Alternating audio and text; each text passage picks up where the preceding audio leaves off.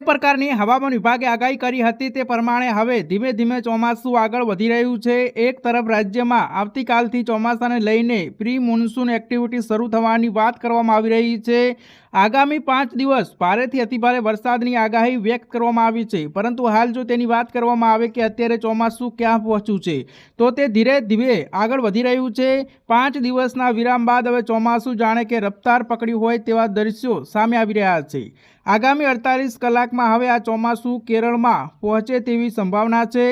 આ પહેલા જ હવામાન વિભાગ દ્વારા 1 જૂનની આસપાસ કેરળમાં ચોમાસું પહોંચી જાય તેવી આગાહી વ્યક્ત કરવામાં આવી છે। જે પ્રમાણે અત્યારે જે પ્રકારનું વાતાવરણ છે તેના આધારે આગામી 48 કલાકની અંદર ચોમાસું કેરળમાં પહોંચી શકે છે। ત્યારબાદ જો ગુજરાતની વાત કરવામાં આવે તો 15 જૂન સુધી ગુજરાતમાં ચોમાસું પહોંચી શકે છે, એટલે કે ગુજરાતમાં ચોમાસાની વિધિવત રીતે શરૂઆત 15 જૂનની આસપાસ થશે। આમ જોવામાં આવે તો ચોમાસું થોડું ધીમું હતું, પરંતુ હવે તે ધીમે ધીમે તેજ ગતિ પકડી રહ્યું છે, તેથી હવે તે ઝડપીથી આગળ વધી રહ્યું છે। બીજી તરફ હવે લગભગ 15 જૂનની આસપાસ એટલે કે 1 જૂનમાં ચોમાસું ગુજરાતમાં પહોંચે તેવી સંભાવનાઓ છે। ફરી એકવાર ગ્રાફિકના માધ્યમથી અમે તમને બતાવી રહ્યા છીએ। અત્યારે જો પરિસ્થિતિની વાત કરીએ તો 27 થી 29 મેની આસપાસ હાલ ચોમાસું કઈ સ્થિતિમાં છે તે તમે જોઈ રહ્યા છો।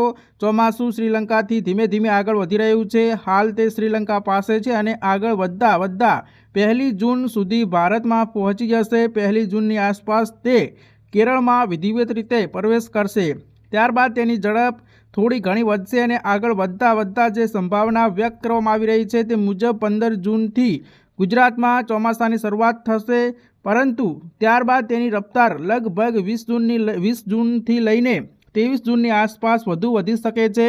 ધીમે ધીમે ચોમાસું આગળ વધી રહ્યું છે અને હવે તેણે રફતાર પકડી છે। તે 1 જૂનની આસપાસ કેરળમાં પહોંચે તેવી પૂરેપૂરી સંભાવનાઓ જોવા મળી રહી છે। ત્યારબાદ તે આગળ વધતા ગુજરાતમાં લગભગ 15 જૂનની આસપાસ વિધિવત રીતે ચોમાસું છે તે એન્ટ્રી કરી લેશે। આ એક મહત્વના સમાચાર સામે આવી રહ્યા છે કે જે અત્યારે ખેડૂતો વાવણી લાયક વરસાદની રાહ જોઈ રહ્યા છે, પરંતુ પ્રી મોન્સૂન એક્ટિવિટીના લીધે અનેક વિસ્તારોની અંદર ઝાપટા પડી રહ્યા છે। પરંતુ વિધિવત રીતે વાત કરવામાં આવે તો 1 જૂન સુધી કેરળની અંદર ચોમાસું છે તે આવી જશે। 5 દિવસના વિરામ બાદ ચોમાસું છે તે હવે ધીરે ધીરે આગળ વધી રહ્યું છે અને 15 જૂન આસપાસ ગુજરાતની અંદર વિધિવત રીતે ચોમાસું છે તે એન્ટ્રી